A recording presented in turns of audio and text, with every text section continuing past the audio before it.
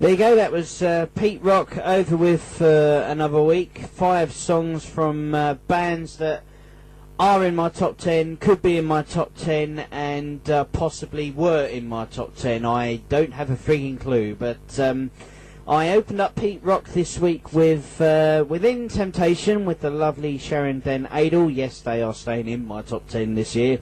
And the rock mix, otherwise known as the single edit of What Have You Done from the current album, The Heart of Everything. Mostly Autumn followed on from that, from their 2003 album Passengers, probably their most powerful album to date. Mostly Autumn and Bitterness Burnt, which was written by Heather Finley for her deceased father. And that Mostly Autumn actually are also under threat from a band that I featured after Def Leppard, and Bad Actress, that was from the current album Songs from the Sparkle Lounge.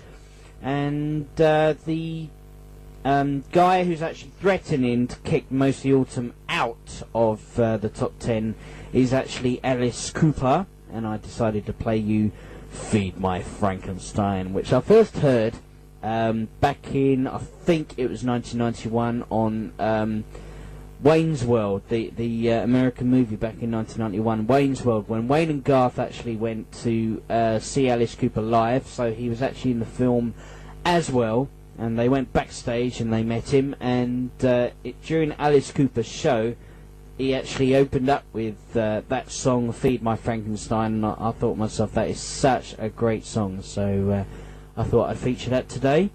And I finished off the show with the show just started. I finished off the feature with Dio and We Rock, once again featuring Vivian Campbell on guitars from the second album, 1984, The Last in Line. And yes, Dio is confirmed to have a new entry in my top 10 this year. That you can hear that around 16th of November. Now then, it's Hot Metal 32, and that's all from me for the next half an hour. The airwaves go to my producer, Yuri. Yeah, it's about JURIJ Archives.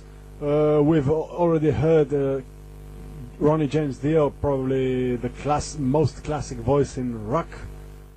And I will try to continue with another classic singer, a member of legendary then Led Zeppelin. The song remains the same, Robert Plant.